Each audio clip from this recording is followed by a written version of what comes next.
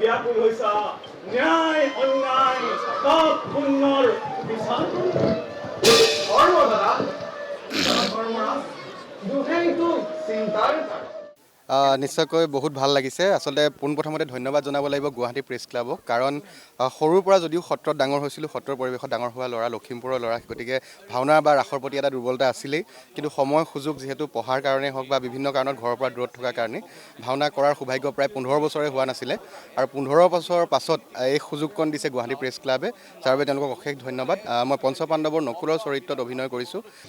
বহুত কষ্ট স্বীকাৰ কৰি গুৱাহাটী প্ৰেছ ক্লাবে এইখিনি আজি ধৰক ভাওনা আয়োজন কৰিছে, আৰু মই প্ৰতিজন কলা কৌশলী হওক বা গুৱাহাটী প্ৰেছ ক্লাবৰ যি বিষয়ববীয়াসকলক ধন্যবাদ জনাইছোঁ।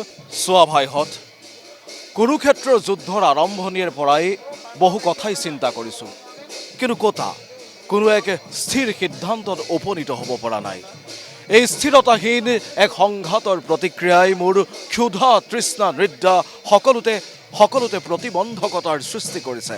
হয়, আৰু আজি যিহেতু আমাৰ অন্তিমটো দিন, আজি আমাৰ ভাওনা, আৰু মই পদ্মাৰ চৰিত্ৰত অভিনয় কৰিছোঁ, আৰু এমাহ যোৱা যি কষ্ট আছে, কষ্টৰ ফল আজি আমি পাম বুলি আশা কৰিছোঁ। খুব ভাল লাগিলে।